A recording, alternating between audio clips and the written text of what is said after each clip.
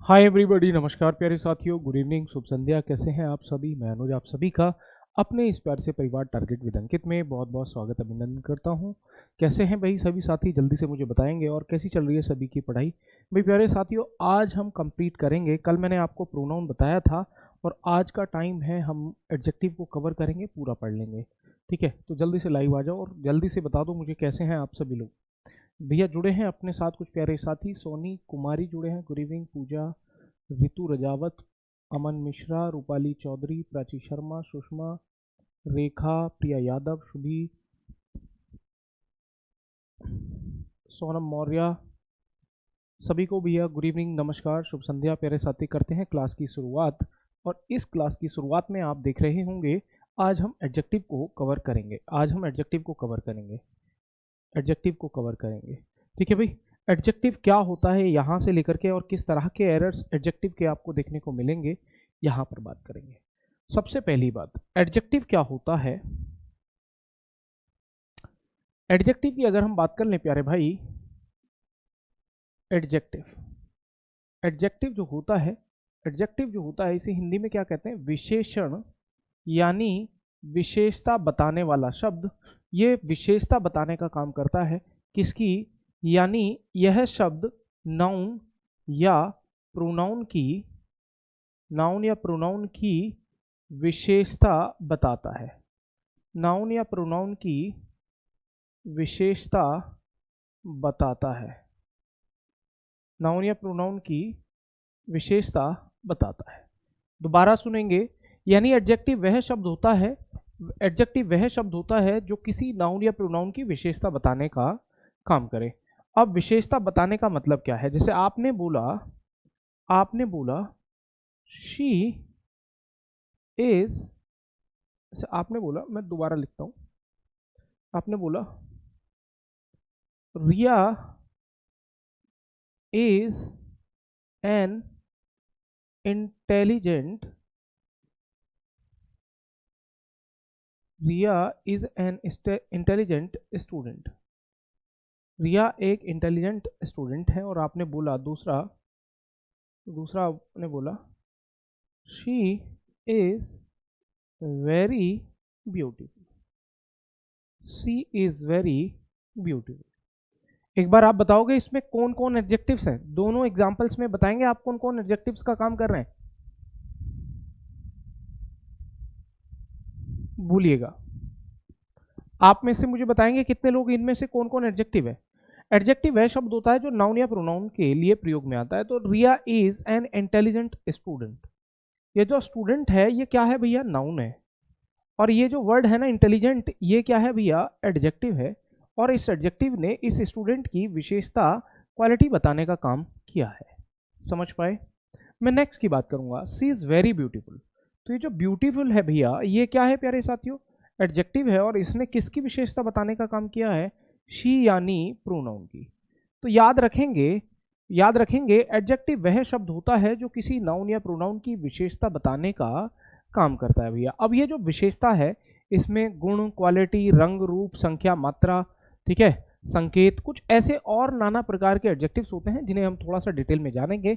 But पहले जो shortest तरीके से मैंने बताया, एडजेक्टिव का मतलब प्यारे साथी विशेषण से होता है जो नाउन या प्रोनाउन की विशेषता बताने का काम करता है। दो एग्जाम्पल्स दिए, उम्मीद करूंगा ये दोनों बातें आपको क्लियर हुई होंगी। जल्दी से कमेंट करके मुझे बता दो, जल्दी से कमेंट करके मुझे बता दो क्या यहां तक चीजें क्लियर हैं या नहीं। जी हाँ, वैसे तो ऑलमोस्ट चीजें क्लियर ही हैं, बट फिर भी आई वांट टू नो, क्या यहां तक कोई डाउट, यहां तक कोई डाउट है क्या भैया? जल्दी से बताओ। जी हाँ शिल्पी, वेरी एडवर्ब का काम कर रहा है जो वर्ब को क्वालिफाई कर रहा है। बताना भैया सारे के सारे लोग प्यारे भाई जल्दी से, कोई डाउट है क्या यहां तक? चलो, माइक से आवाज सही नहीं आ रही है।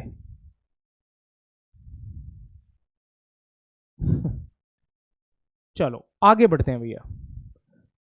ये बाकी लोग, ये मुझे ये समझ नहीं आ रहा है कि मेरी डेली क्लास में यही यूपी टेट में 4 से 5 से 6 कमेंट्स एवरीडे ऐसी आ रही हैं जो कहते हैं कि सर वॉइस की प्रॉब्लम है। बाकी लोगों को वॉइस की प्रॉब्लम है भी नहीं, या तो सभी को होनी चाहिए। अगर सबको नहीं है, बस कुछों को आ रही है, तो I am not getting the point. ठीक है, डिटेल चैप्टर है ये गुंजन, डिटेल चैप्टर है। देखो एडजेक्टिव का मतलब प्यारे भाई क्या होता है, विशेषण से होता है। परिभाषा, इसकी डेफिनेशन देखते हैं क्या है, जो मैंने बताया डेफिनेशन वही होगी। An adjective is a word that is used to qualify a noun और ए प्रोनाउन, यानी एडजेक्टिव वह शब्द है जो नाउन या प्रोनाउन की विशेषता बताता है, या दूसरे शब्दों में हम कह सकते हैं, क्या कह रहे हैं, ए वर्ड विच सेज या डिस्क्राइब समथिंग अबाउट नाउन और प्रोनाउन, यानी ऐसा कोई शब्द जो नाउन या प्रोनाउन के बारे में कुछ कहता है, डिस्क्राइब करता है या कुछ कहता है, उसे भी हम क्या कहते हैं, एडजेक्टिव कहते हैं। जैसे good, bad, long, tall, beautiful, first, two, Indian, each, this, that, some, many, ये सारे के सारे एग्जाम्पल्स जो हैं भैया ये एडजेक्टिव के हैं। समझ पाए? बोलो। वॉइस क्लियर है बट स्लो आती है, और जबकि मैं बहुत तेज बोल लेता हूं, बट ये प्रॉब्लम खत्म नहीं हो पा रही है, पता नहीं क्यों। चलो कोई बात नहीं, आगे बढ़ते हैं। समझ आया? आगे देखिएगा। काइंड्स ऑफ एडजेक्टिव की अगर हम बात कर लें तो काइंड्स ऑफ एडजेक्टिव का मतलब होता है भैया किसी नाउन या प्रोनाउन के गुण या अवगुण की बात करना, कोई क्वालिटी या डिसक्वालिटी की बात करना। ठीक है, क्या कह रहे हैं, good, bad, beautiful, big, honest, red, यानी किसी का गुण, ठीक है, ठीक है,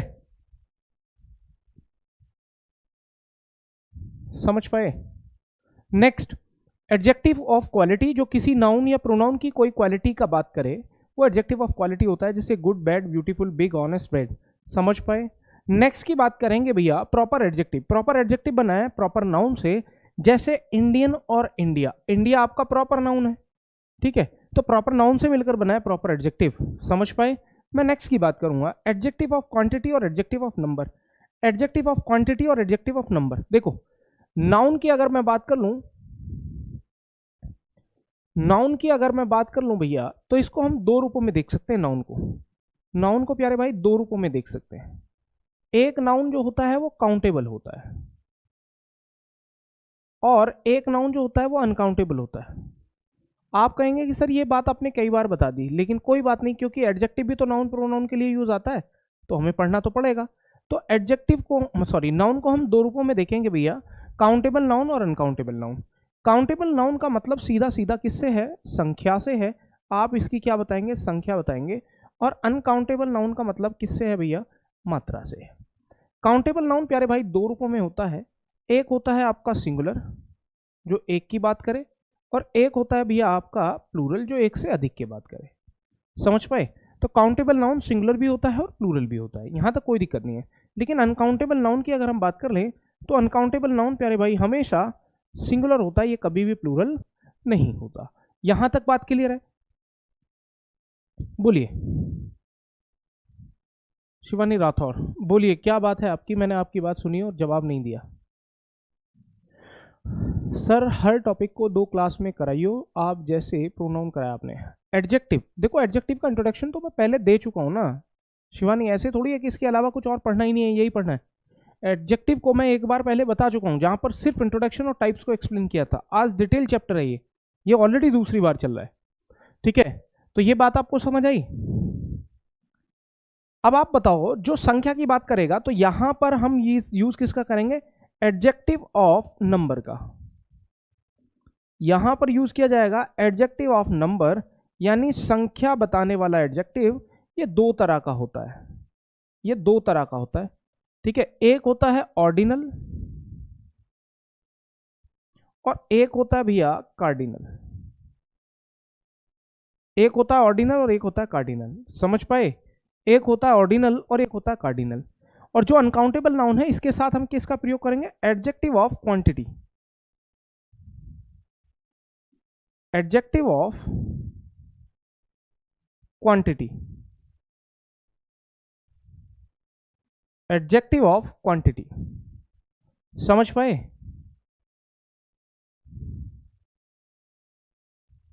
क्लियर है जी? नेक्स्ट की बात करते हैं एडजेक्टिव ऑफ क्वांटिटी की। अगर हम बात कर लें तो एडजेक्टिव ऑफ क्वांटिटी का प्रयोग अनकाउंटेबल नाउन के साथ किया जाता है। समझ पाए? अब हम इनकी बात करेंगे, ये दो तरह से होते हैं। ऑर्डिनल, ऑर्डिनल का मतलब होता है ऑर्डर, जैसे फर्स्ट, सेकंड, जैसे फर्स्ट, सेकंड, थर्ड, जैसे फर्स्ट, सेकंड, थर्ड, फोर्थ, ऐसे करके जो होता है उसे हम ऑर्डिनल बोलते हैं, और जो 1 2 3 होता है इसे हम बोलते हैं भैया कार्डिनल। जो ऑर्डिनल है वो फर्स्ट सेकंड थर्ड है, जो कार्डिनल है वो 1 2 3 है। समझ पाए?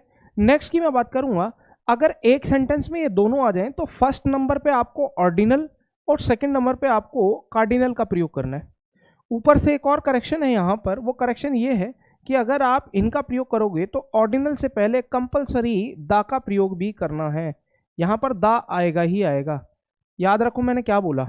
अगर आप ऑर्डिनल का प्रयोग करोगे तो कंपलसरीली यहाँ पर आपको आर्टिकल दा का प्रयोग भी करना पड़ेगा। The first, the second, the third. समझ पाए? ठीक है जी, निधि तिवारी समझ गए हैं मेरी बात? चलो, ये बात क्लियर हुई। मैं नेक्स्ट की बात करूंगा, एडजेक्टिव ऑफ क्वांटिटी, जो संख्या बताए। Adjective of quantity uncountable noun के साथ आता है, इसकी क्या बताने का काम करेगा? ये मात्रा। जैसे आप किस वर्ड्स के साथ, सम एक वर्ड होता है जो मात्रा बताने के लिए काम में आता है, एनफ एक वर्ड होता है जो मात्रा बताने के लिए काम में आता है, मच एक वर्ड होता है, ठीक है जी, लिटिल एक वर्ड होता है। तो ये कुछ प्यारे भाई वर्ड हैं जो मात्रा बताने के लिए प्रयोग में आते हैं, तो इन्हें क्या बोलेंगे? एडजेक्टिव ऑफ क्वांटिटी बोलेंगे। इनको बोलेंगे adjective of number, first second third या 1 2 3। और अगर हम इनकी बात करें तो ये क्या है? एडजेक्टिव ऑफ क्वांटिटी हैं, और ये क्या काम करेंगे? अनकाउंटेबल नाउन की मात्रा बताने का काम करेंगे। एक बार जल्दी से मुझे बताओ, एडजेक्टिव ऑफ नंबर और एडजेक्टिव ऑफ क्वांटिटी समझ आया कि नहीं?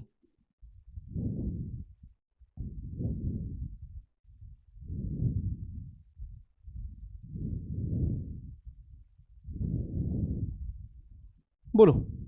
जी हाँ, मान्य और आरती, ये जो मैनी और फ्यू हैं, ये प्लूरल काउंटेबल को शो करते हैं, प्लूरल काउंटे को शो करते हैं।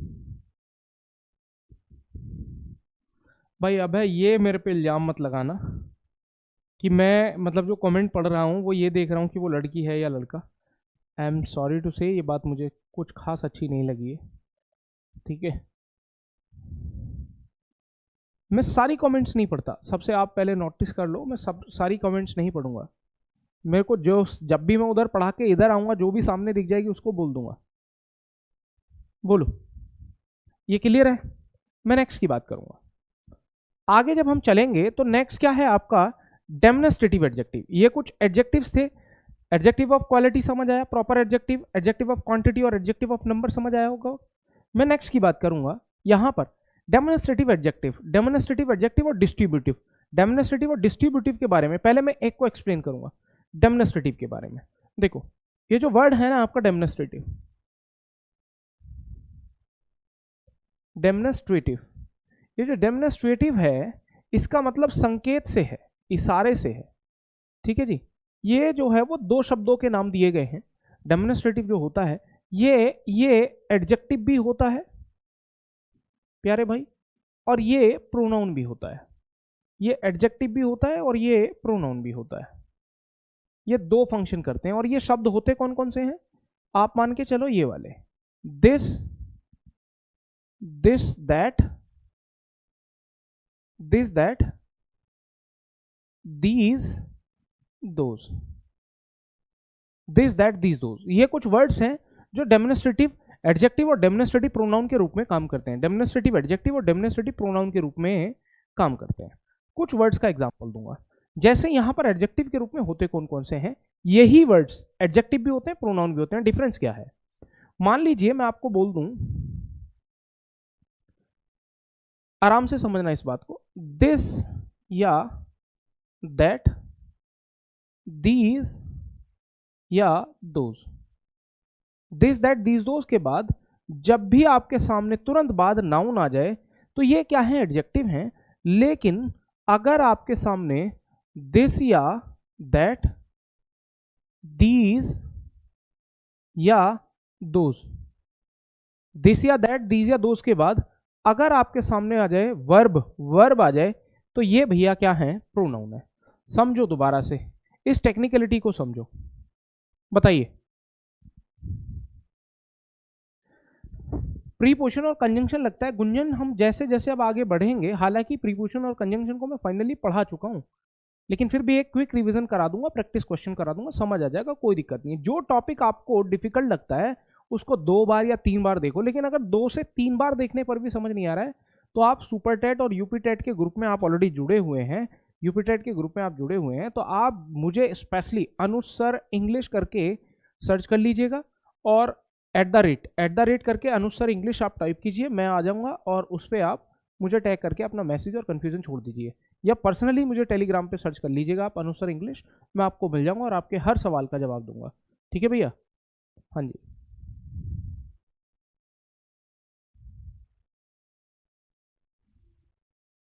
देखो आदित्य मेरे भाई, इंग्लिश की वोकैब, इंग्लिश की हर समस्या की गारंटी मेरी है। आपको खुद में ये डिसाइड करना है, आपने शायद मैम जो पढ़ा रही हैं उनकी क्लास भी ली होगी या आपने मेरी क्लास भी ली होगी, आप दोनों टीचर में ये फाइनल कर लो कि आपको समझ कौन सा सब्जेक्ट अच्छे से आ रहा है, इंग्लिश आ रही है या संस्कृत आ रही है।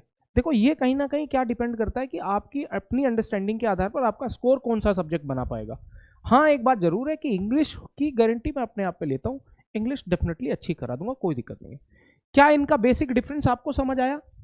जल्दी से बताओ, क्या इनका बेसिक डिफरेंस आपको समझ आया? अब मैं बात करूंगा कुछ और इंपॉर्टेंट इंफॉर्मेशन की, जो इससे भी थोड़ी सी इंपॉर्टेंट इंफॉर्मेशन है। वो क्या है भैया? वो ये है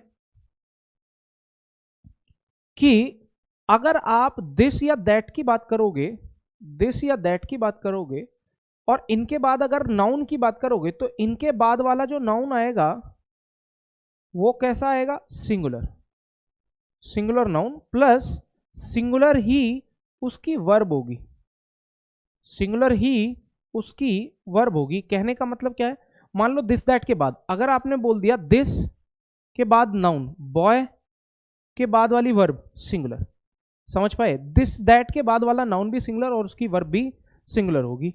मैं नेक्स्ट की बात करता हूं, यदि आप दीज या दोज की बात करें, यदि आप दीज या दोज की बात करें तो उसके बराबर में आपकी जो वर्ब होगी, आपकी वर्ब कैसी होगी? प्लूरल, सॉरी नाउन कैसा होगा? प्लूरल नाउन होगा इसके बाद, और उसकी जो वर्ब होगी वो भी कैसी होगी प्यारे भाई? प्लूरल होगी, प्लूरल नाउन और प्लूरल वर्ब। जैसे मैं आपको एग्जांपल बोलूं, दिस बॉय की जगह अगर मैं बोल दूं दीज बॉयज, दीज बॉयज बोल दूं तो इज की जगह क्या हो जाएगा? आर हो जाएगा। समझ पाए?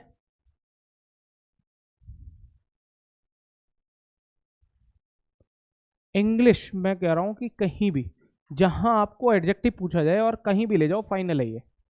ठीक है, पैटर्न के हिसाब से थोड़ा सा लेवल बढ़ता चला जाता है।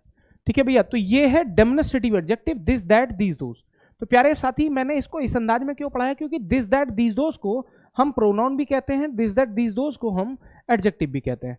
इनको प्रोनाउन कब कहा जाएगा? जब भी आपको दिस दैट के बाद दीज दोज के बाद तुरंत बाद आपको वर्ब दिखाई दे तो ये क्या हो जाएंगे? प्रोनाउन। अगर इसके तुरंत बाद आपको नाउन दिखाई दे तो ये क्या हो जाते हैं? एडजेक्टिव्स हो जाते हैं। हालांकि ये बात आपसे प्योरली नहीं पूछी जाती, लेकिन अगर पार्ट्स ऑफ स्पीच को अंडरलाइन करके आपसे पूछ लिया जाए, वर्ड को आइडेंटिफाई करने के लिए पूछ लिया जाए कि बताओ ये जो अंडरलाइन वर्ड है इसका पार्ट्स ऑफ स्पीच क्या है या इसका फंक्शन क्या है, तब ये आपके लिए जरूरी हो जाएगा।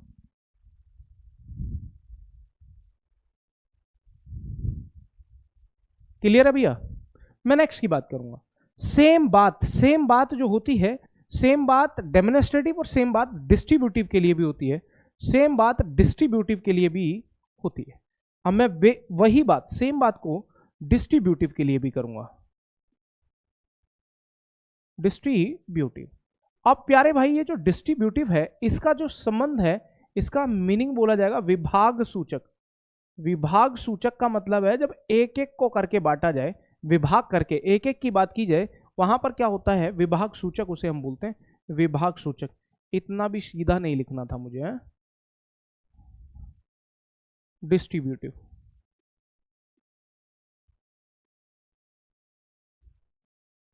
डिस्ट्रीब्यूटिव इसका मतलब क्या होता है? विभाग सूचक होता है इसका मतलब, विभाग सूचक। ठीक है भैया, विभाग सूचक इसको बोलते हैं। और विभाग सूचक की अगर हम बात कर ले तो ये भी दो चीजें होती हैं, यानी कौन कौन से वर्ड्स? एक होता है आपका ईच, एक होता है आपका आइदर, एक होता है आपका नाइदर, और एक होता है आपका एवरी। यानी इन चार वर्ड्स को प्यारे भाई, इनको भी दो रूपों में पढ़ा जाता है, इनको भी दो रूपों में पढ़ा जाता है। सेम, इनको भी या तो एडजेक्टिव के रूप में या प्रोनाउन के रूप में, या तो एडजेक्टिव के रूप में या प्रोनाउन के रूप में, इनको दो रूपों में पढ़ाया जाता है, इनको एडजेक्टिव या प्रोनाउन दोनों के रूप में। सेम बात है, सेम बात है, सेम। यानी अगर मैं आपको इन शब्दों के तुरंत बाद, ध्यान रखेंगे, अगर हम इन शब्दों के बाद यानी ईच, आइदर, नाइदर और एवरी के बाद, एवरी के बाद अगर नाउन दिखा दें, नाउन, तो इनका नाम पड़ गया भैया एडजेक्टिव। और अगर ईच, आइदर, नाइदर और एवरी के बाद, एवरी इधर होता नहीं है, याद रखो, एवरी नहीं होगा इधर, एवरी नहीं होता, के बाद अगर सीधा सीधा वर्ब आ जाए, वर्ब, तो इनको क्या बोला जाता है? एडजेक्टिव बोला जाता है। कहने का मतलब क्या है कि ये जो एवरी है ना, एवरी, इसको आप प्रोनाउन नहीं बोल सकते, एवरी प्रोनाउन नहीं होता, एवरी सिर्फ और सिर्फ एडजेक्टिव हो सकता है, एवरी सिर्फ एडजेक्टिव हो सकता है, एवरी प्रोनाउन नहीं हो सकता। ये बात क्लियर हुई? सेम बात वही है, सेम बात वही है, पहले के जैसी है, बिल्कुल कोई कंफ्यूजन नहीं होना चाहिए। अब ध्यान रखो, ये सारे के सारे वर्ड सिंगुलर है, यानी यहां से फिर से वही बात को नोट करके सुन लीजिए, ये शायद इंपॉर्टेंट आपके लिए हो जाए थोड़ा सा, यहां पर जो मैं बताने वाला हूं थोड़ा ज्यादा इंपॉर्टेंट हो जाए, यहां पे याद रखेंगे। कहने का मतलब क्या है कि यदि आपके सेंटेंस में, यदि आपके सेंटेंस में each, each, either, neither, none, none नहीं है, ईच, आइदर, नाइदर या एवरी आपके सामने दिया हो एक एडजेक्टिव के रूप में, तो इसके बाद में हमेशा सिंगुलर तो नाउन आएगा, सिंगुलर तो नाउन आएगा, प्लस उसकी जो वर्ब आएगी वो भी कैसी हो जाएगी भैया? सिंगुलर। इसके बाद वाला नाउन भी सिंगुलर और इसके बाद वाली वर्ब भी सिंगुलर होगी। ये बात कितने लोगों को समझ आई है? जैसे मैं अगर आपको एग्जाम्पल की बात कर लूँ तो क्या बोलोगे आप? ईच, आइदर, नाइदर, जैसे कोई भी उठा लो एग्जाम्पल, उसके बाद वाला नाउन, जैसे ये वाला, ईच के बाद नाउन सिंगुलर और उसकी वर्ब भी सिंगुलर। समझ पाए? समझ पाए? लेकिन ये बहुत इंपॉर्टेंट क्या है, ये क्यों है बहुत इंपॉर्टेंट, यहां से देखेंगे। मैं एक और पेज ले लेता हूं, चलो यहीं पे देते हैं, ये नहीं समझ लेते, कोई दिक्कत नहीं, पेज की कोई दिक्कत नहीं है, ठीक है। जैसे आपने बोला, अगर आप याद रखो, ठीक है, ईच या आइदर या नाइदर, ठीक है, के बाद अगर के बाद, इन सब के बाद अगर ऑफ आया हो, ऑफ, मैं दूसरे पेन से लिखूंगा, अगर इनके बाद ऑफ आया हो, ऑफ, ऑफ आया हो, ऑफ, तो भैया उसके बाद आने वाला जो नाउन होगा वो क्या होगा? नाउन होगा, वो क्या होगा? प्लूरल होगा, प्लूरल नाउन होगा। या अगर प्रोनाउन हुआ तो वो भी क्या होगा? प्लूरल होगा, ठीक है। लेकिन अगर प्रोनाउन हुआ तो उसको आप कौन से केस में रखोगे? एडजेक्टिव, ओ सॉरी, ऑब्जेक्टिव केस में, ऑब्जेक्टिव केस में। ये बहुत इंपॉर्टेंट बात है, एग्जांपल से समझ आएगी। और उसकी वर्ब कैसी होगी? वर्ब होगी भैया सिंगुलर। ये बेहद इंपॉर्टेंट बात है, एग्जाम में मेनली पूछी जाती है, मेनली पूछी जाती है एग्जाम में। अब इसका एग्जाम्पल समझो आराम से। जैसे मैंने बोला, मैंने आपको एग्जाम्पल दिया, आराम से समझेंगे। मैंने बोला आपको एग्जाम्पल, जैसे ईच, ईच या आइदर या नाइदर के बाद ऑफ लगा दूं, यानी ये लग गया, each of, either of, neither of, कुछ भी लिख सकते हैं आप, each of, either of, neither of. तो उसके बाद वाला जो भी नाउन लिखोगे तो वो कैसा होना चाहिए? प्लूरल होना चाहिए। Each of the girls, each of the boys, each of the teachers, each of the boys, each of the students, each of the teachers, each of the books, each of the colleges, each of the universities. समझ पाए? तो जो भी noun आप यहां पर लिखोगे, जो भी नाउन लिखोगे उसको प्लूरल लिखना पड़ेगा। और उसका रीजन समझ लो, आपने बोला ईच ऑफ, ईच का मतलब होता है दो या दो से अधिक में, सभी या प्रत्येक की बात करना, दो या दो से अधिक में, दो या दो से अधिक में, दो या दो से अधिक में प्रत्येक की बात करना, सभी की बात करना। जब आप दो से अधिक की या दो की बात करोगे तो वो प्लूरल ही तो हुआ। तो यहां पर ये नाउन आप प्लूरल लिखेंगे, each of the girls is doing their work, each of the girls is doing their work, each of the girls is doing their work. बहुत इंपॉर्टेंट बात, घनी इंपॉर्टेंट बात है ये, अब ध्यान देना। आपने एक बात बोली, दूसरा आप दूसरा सेंटेंस देखोगे, each of they, each of they are doing their work. एक बार चेक करना क्या ये दोनों सेंटेंस सही है या कोई करेक्शन है, क्या ये दोनों सेंटेंस सही है या करेक्शन है। दोनों सेंटेंसेस को पढ़ो और लेट मी नो क्या इनमें से किसी सेंटेंस में कोई करेक्शन दिख रहा है आपको, बोलो।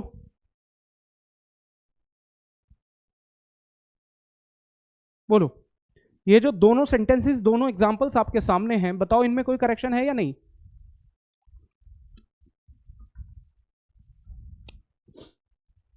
ध्यान रखो, रूल आपके सामने कह रहा है, ईच के बाद, आइदर के बाद, नाइदर के बाद अगर ऑफ आ जाए तो बाद वाला नाउन या प्रोनाउन कैसा होगा, प्लूरल होगा।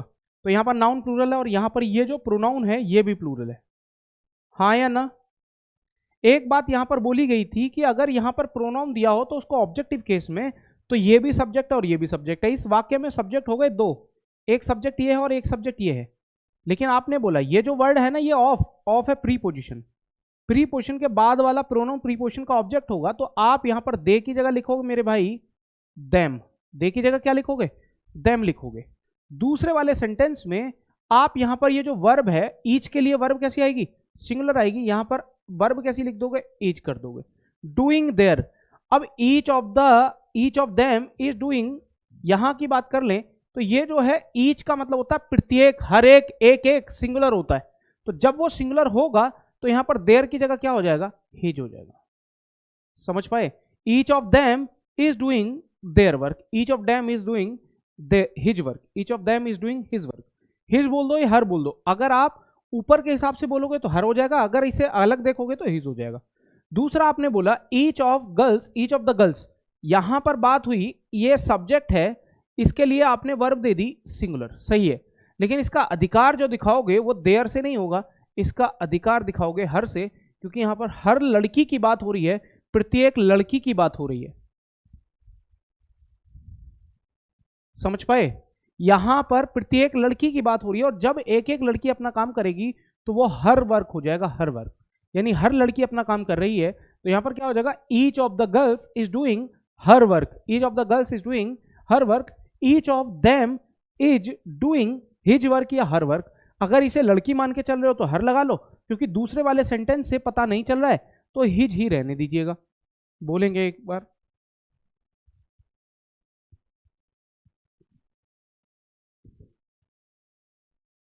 क्या यहां तक की बातें क्लियर हैं। ये बेटा इंपॉर्टेंट बात बता रहा हूं, सारी इंपॉर्टेंट बात। एक और समझ लेना, अगर इससे भी इंपॉर्टेंट बात समझनी है तो वो ये है, वो इससे भी इंपॉर्टेंट बात समझनी है तो वो ये होगा, अगर आपने किसी भी प्लूरल सब्जेक्ट के बाद, मान लीजिए कोई भी प्लूरल सब्जेक्ट है आपके सामने यहां पर, और उसके बाद ईच दिया है, ईच, कोई भी प्लूरल सब्जेक्ट के बाद ईच आएगा तो उसकी वर्ब कैसी आएगी, प्लूरल आएगी। कंफ्यूज मत होइएगा, वो वाली बात कुछ और कह रही है और ये वाली बात कुछ और कह रही है। जैसे आपने बोला द बॉयज, प्लूरल है, उसके बाद आ गया ईच, तो यहां की जो वर्ब आएगी वो कैसी आएगी, प्लूरल आएगी, हैव डन देयर वर्क। कोई बात समझ आ जाए तो बढ़िया, ना आए तो पूछ लो, समझ आ जाए तो बढ़िया, ना आए तो पूछो। मैंने यहां पर each of, either of, neither आने पर वर्ब को सिंगुलर बताया था, लेकिन मैंने अगर यहां से ईच की जगह बदल दी तो वर्ब इस समय प्लूरल आएगी। Each of the girls are doing their work होना चाहिए, गलत है ये, ईच ऑफ द गर्ल्स के बाद ईज आएगा। मुकेश भाई, देयर का प्रयोग कब होगा, जब सब्जेक्ट प्लूरल होता है तब देयर होता है। दे के साथ ही तो देयर होता है, जैसे आई के साथ क्या है माई, यू के साथ क्या है योर, ही के साथ क्या है हिज, शी के साथ क्या है हर, लेकिन दे के साथ क्या होगा देयर। रक्षा मिश्रा कह रहे हैं समझ नहीं आया।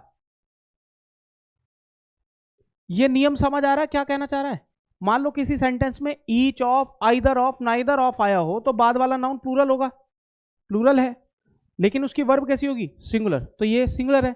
अब आपने क्या किया कि सब्जेक्ट और वर्ब को तो सही कर दिया, लेकिन इसके एडजेक्टिव में करेक्शन दे दिया, तो यहां पर देयर नहीं होगा, ये तो प्रत्येक की बात कर रहा है ना, प्रत्येक तो सिंगुलर होता है, प्रति प्लस एक प्रत्येक, समझ पाए? मैं नेक्स्ट की बात करूंगा।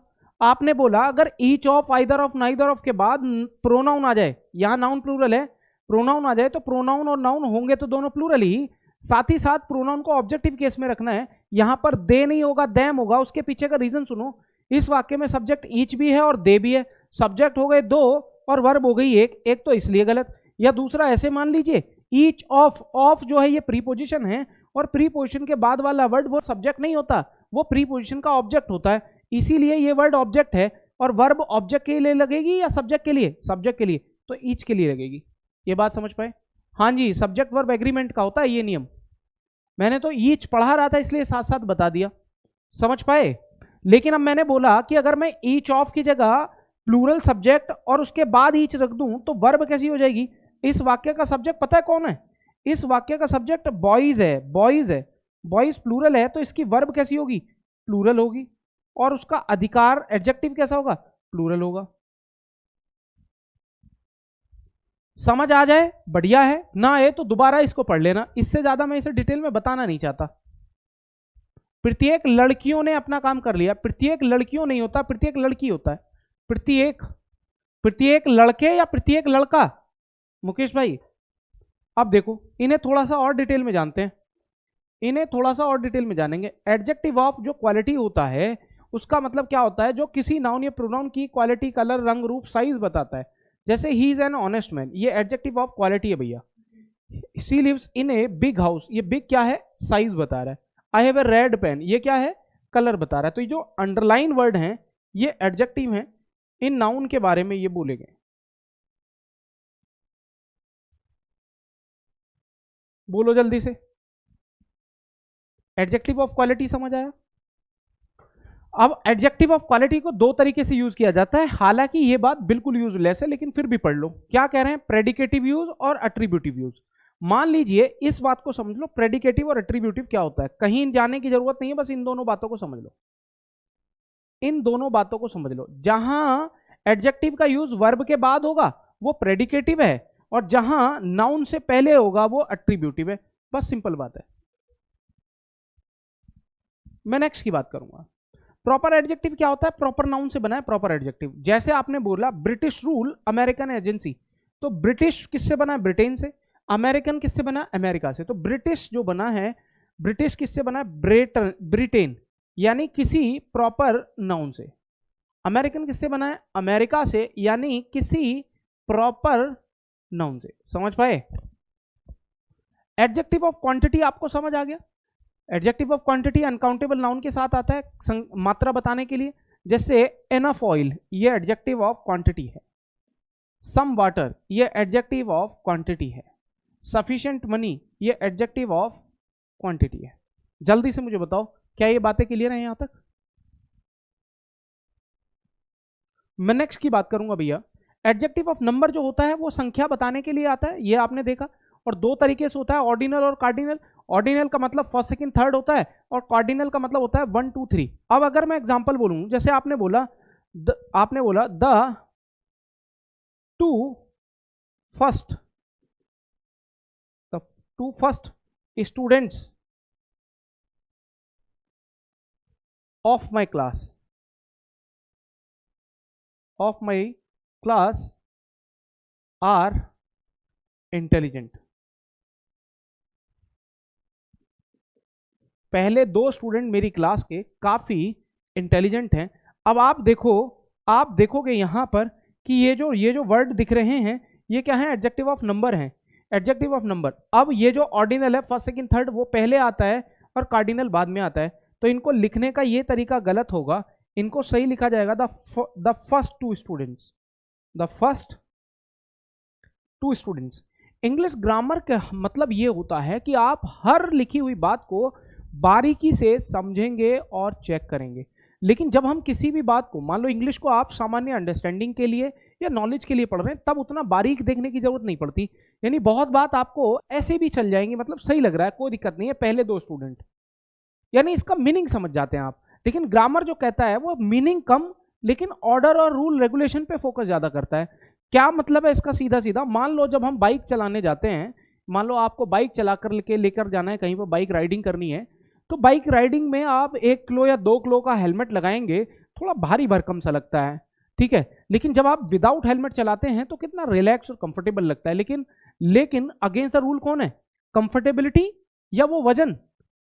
वो जो कंफर्टेबिलिटी है वो अगेंस्ट द रूल है, और वो जो वजन है वो मतलब अबाइड बाय द रूल है, यानी अंडर रूल एंड रेगुलेशन है। सेम बात मैं कह रहा हूं कि जब भी आप किसी चीज को वैसे ही नॉलेज के लिए पढ़ रहे हैं तो उतना बारीक जाने की जरूरत नहीं पड़ती। लेकिन जब आप अंडरग्राउंड ग्रामर आते हैं तो आपको हर चीज को बारीकी से समझना पड़ता है। ये बात क्लियर हुई कि नहीं? ये बात क्लियर हुई कि नहीं? मैं नेक्स्ट की बात करूंगा। आगे है, देखो, आर्टिकल कंपलसरी लगाना है ऑर्डिनल एडजेक्टिव से पहले। जैसे ये रहा, the first 2 cars, the first, ठीक है। Demonstrate adjective, this that these those. आपको बता दिया गया है अगर किसी नाउन की तरफ आप जो पास में है, नजदीक है, एक की तरफ इशारा कर रहे हैं, दिस होता है, दूर होने पर दैट होता है, एक से अधिक पास है दीज होता है, एक से अधिक दूर है तो दोज होता है। This that these those, this that these those. जल्दी से मुझे एक बार क्लियर करोगे? क्या यहां तक बातें क्लियर हुई हैं या नहीं?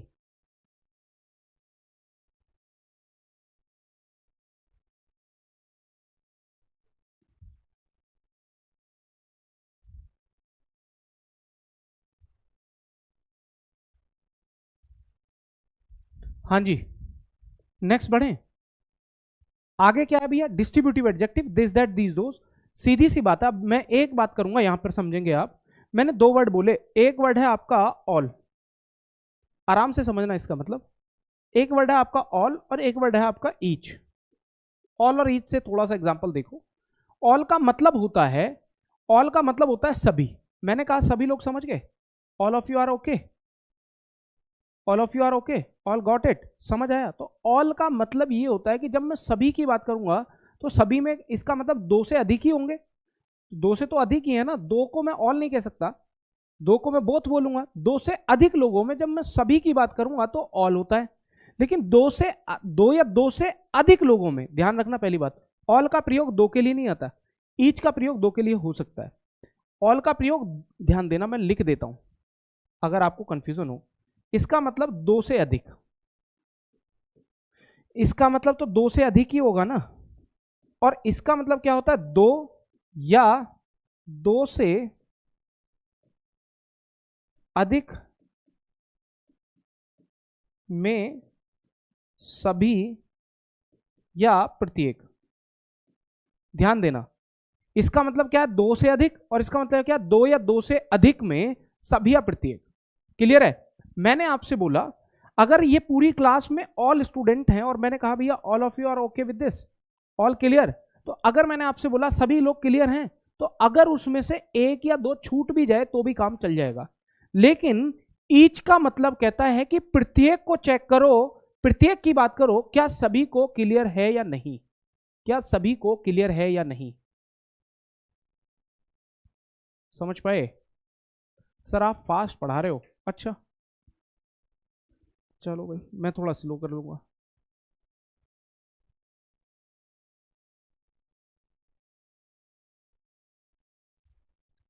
नहीं, इसमें देखेंगे थोड़ा सा अंतर, दोबारा सुनेंगे। ऑल का मतलब होता है 2 से अधिक में सभी की बात करना, एक आध छूट भी जाए। जैसे मैंने कहा भाई सबको बुला लो, मैंने कहा सभी को बुला लो। अब सभी को बुलाने में मानो 100 लोग थे, 98 आ गए, 99 आ गए, 95 आ गए, सब ठीक है, कोई दिक्कत नहीं। लेकिन ईच को बुला लाओ का मतलब है 100 के 100 को बुला के लाओ, एक एक को बुला कर लाओ, पूरे के पूरे चाहिए यहाँ पे। उसे बोलते हैं ईच। समझ पाए? उसे क्या बोलते हैं? ईच बोलते हैं। समझ पाए? एक और बात बताऊंगा मैं यहीं पर, ऑल का प्रयोग आप सिंगुलर और प्लूरल दोनों में कर सकते हैं। इसको आप सिंगुलर और प्लूरल दोनों में कर सकते हो। आपने बोला सर कैसे, आप ये भी बोल सकते हो ऑल इज वेल, सब कुछ, इसका मतलब इस समय सब कुछ होता है। लेकिन अगर आपने बोल दिया ऑल आर वेल, सभी लोग अच्छे हैं, सभी लोग अच्छे हैं, ऑल आर गुड, ठीक है, ऑल आर गुड,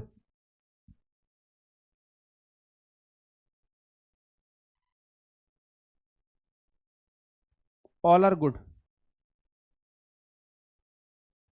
समझ पाए, ऑल आर गुड, ये क्लियर हुई बात। तो यहां पर ऑल का प्रयोग सिंगुलर और प्लूरल दोनों में हो सकता है, जबकि अगर मैं ईच की बात करूं तो ईच को आप प्लूरल में यूज ही नहीं कर सकते, ईच को आप प्लूरल में यूज ही नहीं कर सकते, ईच प्लूरल होता ही नहीं है, ईच सिर्फ सिंगुलर होता है, ईच सिर्फ सिंगुलर होता है, प्रत्येक, प्रत्येक की बात करेगा, हर एक की बात करेगा, ये सिंगुलर है, समझ पाए, बोलो, समझ पाए।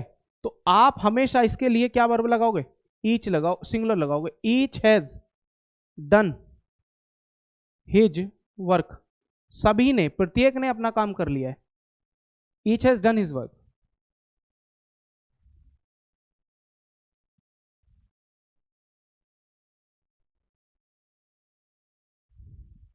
बोलिए, क्लियर है, ये बात क्लियर हुई। तो ऑल और ईच में अंतर होता है। तो डिस्ट्रीब्यूटिव का जो मतलब होता है प्यारे भाई, ये डिस्ट्रीब्यूटिव का मतलब होता है जितने भी लोग हैं सभी में प्रत्येक की बात करना, एक एक की बात करना, वो डिस्ट्रीब्यूटिव है, समझ पाए। मैं नेक्स्ट की बात करूंगा। इंग्लिश थोड़ी पेचीदी पता है क्यों हो जाती है, अच्छा एक सेकेंड, क्लास से अलग करते हुए बात करेंगे। पता पेचीदी क्यों हो जाती है, क्योंकि इंग्लिश हर चीज को अपने आप से कनेक्टेड देखना चाहती है। अगर आपने उसको हर चीज को देखा नहीं ना तो ये गलत हो जाएगी। ऐसा नहीं है कि कुछ चीजें छोड़ दी और कुछ चीजें बढ़ गए तो काम चल गया, नहीं, यानी फाइनल पढ़ना पड़ेगा आपको, और जो चीजें पहले से जुड़ी आ रही है वो भी क्लियर होनी चाहिए, तब आपको ये चीजें तब समझ आएंगी। नेक्स्ट, और एक और चीज बताऊं, ट्रस्ट मी, टीचर का काम क्या होता है, ये जो कंटेंट्स है ये कहीं ना कहीं किसी ना किसी किताब से तो आ ही रहा होगा। अब ऐसा तो है नहीं कि मैं इंग्लिश की किताबें छापता हूँ, और अगर इंग्लिश की किताबें भी छापूंगा तो भी मैं अपनी किताब को छापने में भी मैं अनेकों किताबों का असिस्टेंस लूंगा, अनेकों किताबों से फायदा उठाऊंगा कि अभी कोई नियम कहीं पर देखा, कहीं पर देखा, कहीं पर देखा, तभी तो मैं अपनी किताब में लेकर आऊंगा। कंटेंट तो ऑल ओवर आपको मिल जाएगा कहीं भी, कोई दिक्कत नहीं है। ये जो डिलीवरी है, ये जो जो आपके सामने एक्सप्रेशन आ रहा है, जो कंटेंट को समझाने का तरीका है, this is only the important thing, यही है बस इंपॉर्टेंट चीजें। मैं आपको अभी यहां से बता दूं कि भाई वो वाली किताब पढ़ लो, मैं किताब अगर बता भी दूं ना तो भी आप इतने नंबर नहीं लाएंगे जितना इस क्लास को ज्वाइन करने के लिए कराएंगे। आखिर आप एक बात बताओ कि जब हम किसी कंटेंट को किसी बुक वगैरह से देखते हैं और बच्चों के सामने डबल रिस्पॉन्सिबिलिटी होगी, भाई किताब भी खरीदो और कोर्स भी खरीदो, तो डबल खर्चा क्यों? जो किताब का कंटेंट्स है वो कैसे बताया जाएगा? शिवानी, मैं आपको पहले बता चुका हूं, वैसे मैं आपके लिए कोई सिंगल किताब, कोई सिंगल यूट्यूब चैनल, कुछ भी मैं आपको मटेरियल सजेस्ट नहीं करूंगा। जो मैं यहां से दे रहा हूं आप इसे तैयार करो और मुझे लिख के दे देना एक बार कि सर मैं ये एडजेक्टिव पढ़ा रहा हूं, आप आज एडजेक्टिव पढ़ जाइए, एडजेक्टिव का एमसीक्यूज लगाना, समझना है तो आपने बोला कि सर आप एडजेक्टिव पढ़ाए थे और समझ नहीं आया। अब मेन चीज क्या होती है, कुछ लेवल भी होता है, मान लो आप यूपी टेट के लिए पढ़ रहे हैं तो मैं आपको बैंक या एसएससी लेवल का थोड़ी पढ़ाऊंगा, समझ पाए, ये बात क्लियर हुई। ये डिस्ट्रीब्यूटिव का गेम है। आगे हम बात करें interrogative adjective. Interrogative adjective, interrogative का मतलब आपको पता ही है, जो सवाल पूछने के लिए काम में आते हैं। अब इनको एडजेक्टिव कैसे कहेंगे, देखो आराम से समझना इस बात को। इंटेरोगेटिव एडजेक्टिव भी होता है, इंटेरोगेटिव प्रोनाउन भी होता है। मैं यहां पर लिखता हूं ये वाली बात, दो example, whose book is this, whose book is this, और हमने बोला हुज इज दिस बुक। ये दोनों बातें अपनी जगह सही हैं, गलत कुछ भी नहीं है इसमें। लेकिन ये जो हुज है यहां पर एडजेक्टिव है, क्योंकि इसके बाद क्या लिखा हुआ है, नाउन लिखा हुआ है, समझ पाए। और यहां ये जो हुज है ये इंटेरोगेटिव प्रोनाउन है, क्योंकि इसके बाद वर्ब लिखी हुई है। और ये बात तो हम पहले कर चुके हैं ना। एक बात बताओ, क्या ये बात हम नहीं कर चुके हैं कि यदि नाउन के साथ होगा या नाउन के आसपास होगा या प्रोनाउन के आसपास होगा तो वो एडजेक्टिव है, और अगर उसके तुरंत बाद वर्ब आ जाए तो वो प्रोनाउन है। ये दोनों इंटेरोगेटिव एडजेक्टिव और प्रोनाउन दोनों के रूप में यूज किया गया।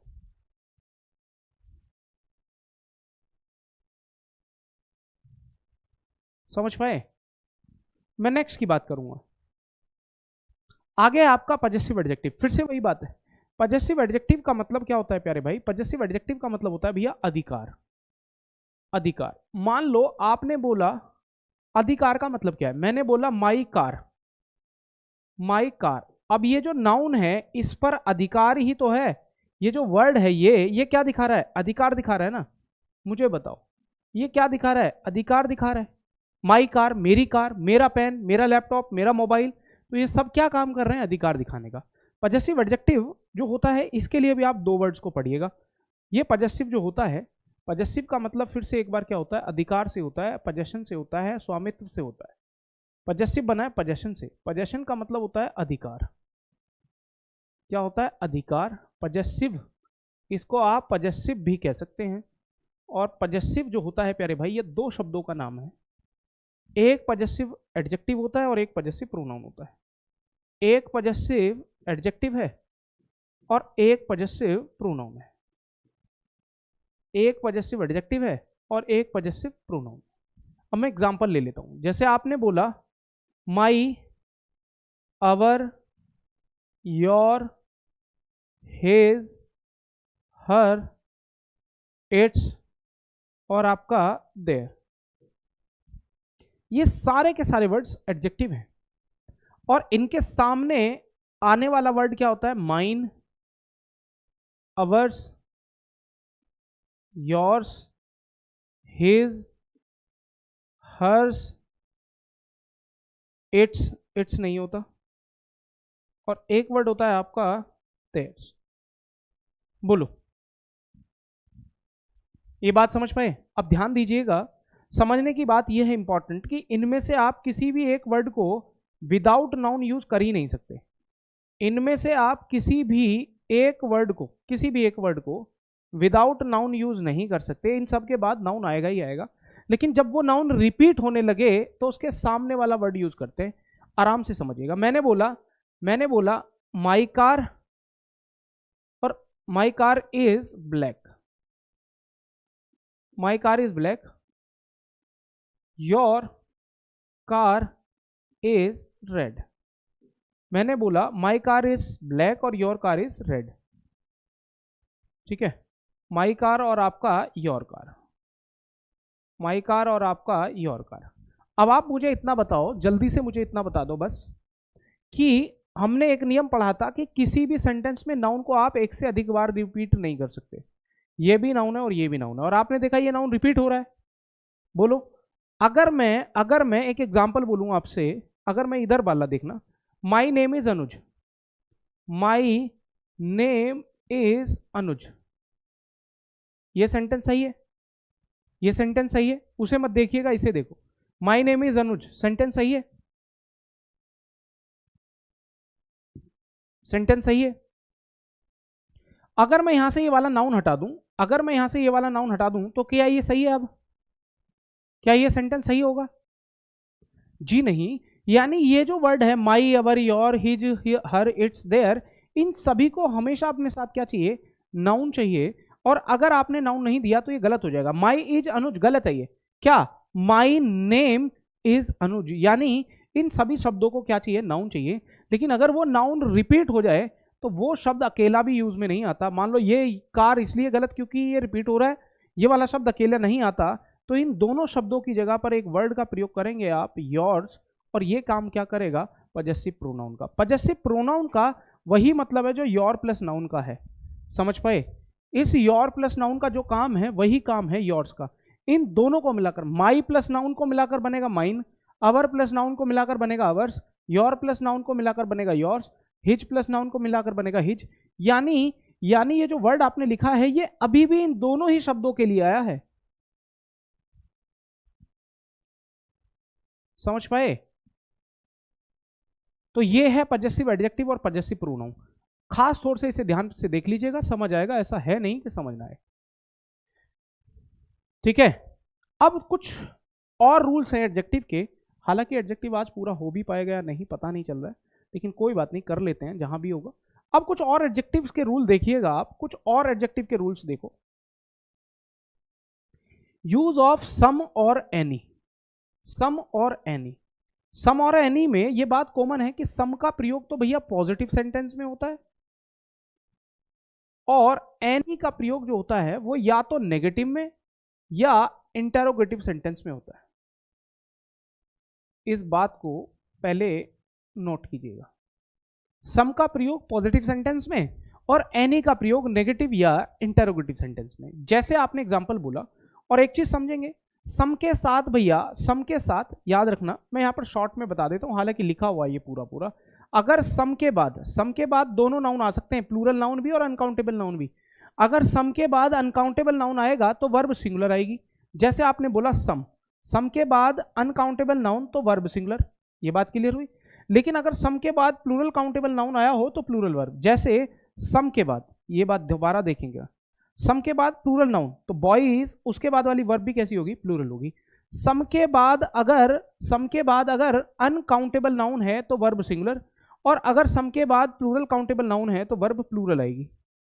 बताओ, सम के बाद जैसा नाउन वैसी वर्ब, सिंगुलर नाउन आने पर, सिंगुलर अनकाउंटेबल नाउन आने पर सिंगुलर वर्ब, और प्लूरल काउंटेबल नाउन आने पर प्लूरल वर्ब। बताएंगे एक बार सभी। सम के बाद प्लूरल काउंटेबल नाउन आने पर प्लूरल वर्ब, और अनकाउंटेबल नाउन आने पर singular verb. Plural noun plural verb, uncountable noun singular verb. Clear है?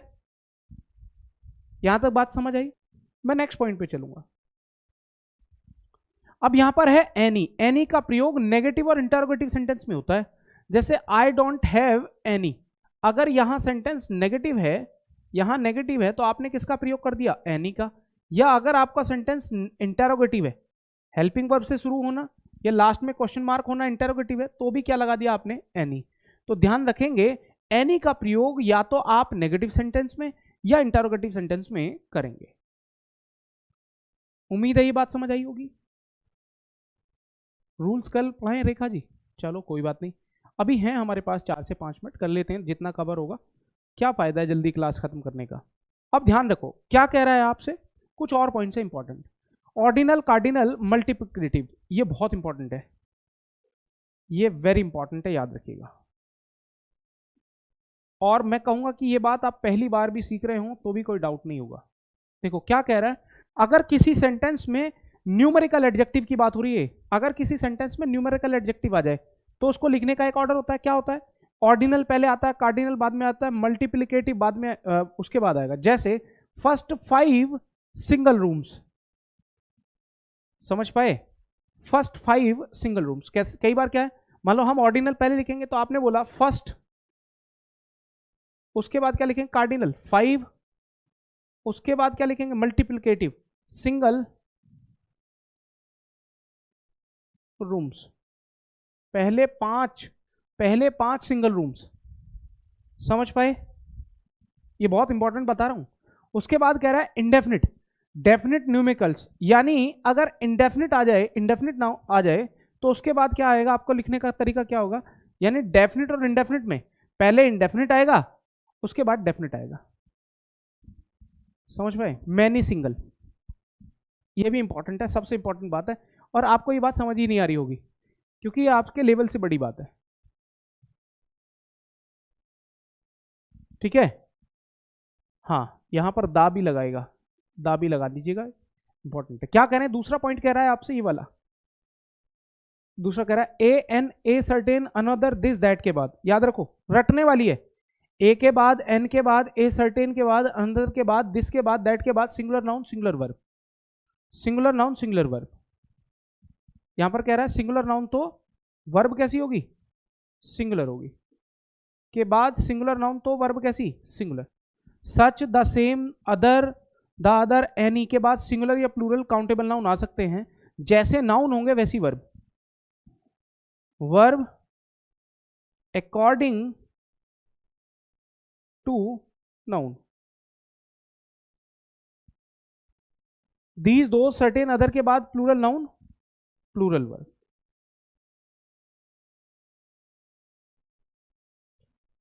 ठीक है, एग्जाम्पल भी मैं इसका बता दूंगा, लेकिन मैं एक बार ये एक्सपेक्ट करना चाहूंगा कि आप में से इस सीधे सीधे स्ट्रक्चर को कितने लोग समझ पा रहे हैं।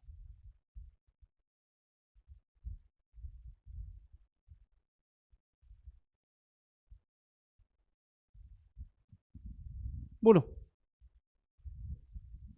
बहुत बार ऐसा होता है प्यारे भाई, देखो, जब भी आप नए चैनल से, नए प्लेटफॉर्म से या नई फैकल्टी से जुड़ेंगे तो इंपॉर्टेंट ये है कि क्या वो आपको कुछ समझा पाएगा या नहीं, समझा पाया है या नहीं, क्लियर है। तो आप में से कई लोगों ने तुरंत बोला होगा कि सर मुझे समझ नहीं आया। इसको यहीं पर मैं एंड करता हूं, आपको सोचने का मौका देता हूं, और कल हम यहीं से शुरू करेंगे। हालांकि इसमें समझने जैसा कुछ है नहीं, या समझ में ना आने जैसा कुछ है नहीं, ये समझ आ जानी चाहिए। बड़ी सिंपल सी बात है, ये रूल लिखा हुआ सीधा सीधा। क्या कह रहा है, अगर ए या एन या ए सर्टेन अनदर दिस दैट के बाद सिंगुलर नाउन आएगा तो singular verb, such the same other any के बाद सिंगुलर या प्लूरल नाउन आएगा तो वर्ब वैसी ही आएगी जैसा नाउन होगा। सिंगुलर नाउन होगा तो सिंगुलर वर्ब, प्लूरल नाउन होगा तो plural verb. These those certain other के बाद प्लूरल नाउन तो प्लूरल वर्ब। ठीक है जी, मैं इस क्लास को यहीं पर एंड करूंगा, कल हम यहीं से डिस्कस करेंगे। हालांकि कोशिश तो मैं ये कर रहा हूं कि भैया, कोशिश तो मैं ये कर रहा हूं कि भैया एडजेक्टिव को कवर करा दूं, एक दिन में सिलेबस पूरा हो जाए, एक दिन में टॉपिक पूरा हो जाए, हो नहीं रहा, कोई बात नहीं, एक और दिन हम लगा लेंगे भैया।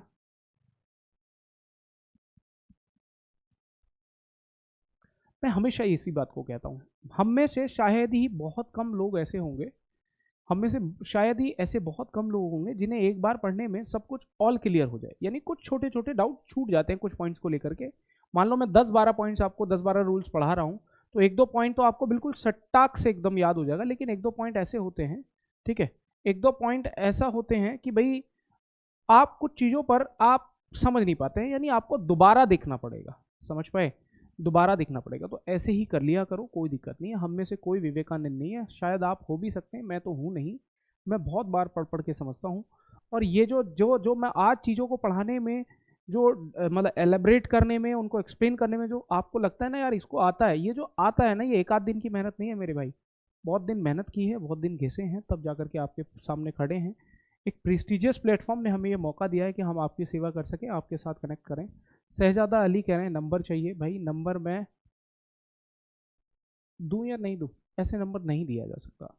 आपकी कोई भी क्वेरी है, आप यूपी टेट के डाउट ग्रुप से जुड़े होंगे, अपने आप को, मेरा नंबर है, जो टेलीग्राम का एड्रेस है या अकाउंट है वो है अनुसर इंग्लिश, उसे टैग करके वो नंबर को सर्च कर लिया करो, टैग करके @ करके अनुसर इंग्लिश टैग करोगे तो मुझे आपका कोई भी कमेंट मैसेज दिख जाएगा। तो डाउट ग्रुप में जुड़िएगा, कोई भी डाउट है वहाँ पर मैसेज कर लीजिएगा। ठीक है भाई प्यारे साथियों, चलो आज के लिए इतना ही करते हैं, मिलते हैं कल, तिल दिन धन्यवाद, नमस्कार, जय हिंद।